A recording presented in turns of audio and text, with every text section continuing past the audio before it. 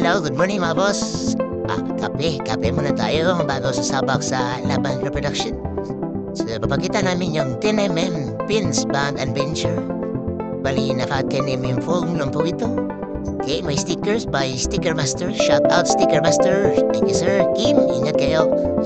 Papagawa kayo ng sticker, mga quality dyan po sa Sticker Master. So, yan yung Pins Band Adventure natin. So, medyo madami siyang packet na malagyan yan. Pwede yan i-take bag natin. Pwede nyo yan carry yan. Okay, yan. Naka-take bag siya. Okay. So, yung lagayan niya, may water bottle rin sa kilid. Dalawang extra pockets. Ganyan po. So, ang gusto ni ma'am is brown and white color. Yan. Hawi Kiki po yung strap. Yung side release natin yung zipper. Branded plastic handle pyramid pads yung bottom. Yan. Okay? So, yan yung kilid. Yes, may lagayan ng tubig. Kita yun yung lagayan ng tubig. Yan po. Side release. Just in case mag one pair or two pairs, pwede i-adjust. So, yan yung backstrap. Lagayan ng cellphone, syempre.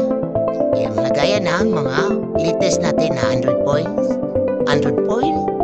phone, I mean. Sinsya na pa kayo, medyo nagutom kasi daling maaga ako gumising ngayon eh. So yan, yung harap, siding, yan. Okay, side release, yan, kita yung side release. So papakita ko yung loob, yan yung loob niya. May side release pa rin dalawa sa loob. Para kakapit sa free diving bag natin. Or kakapit sa pins. Yan. Yan yung loob niya. Okay, may side release dalawa. Yan yung side release.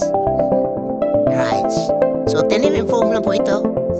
Kasi insakto lang yung foam para siya, pwede siya travel, hindi rin mabigat. Tapos kasi yung load nito is, I'm sure mabigat na yung load eh.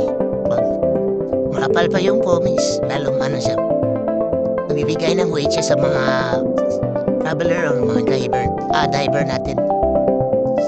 Okay? So thank you so much ma'am, tiwala sa shop. Dive safe always ma'am. Sana ma-recommend nyo kami sa ibang customers or diver. Ingat lagi. Rock and roll.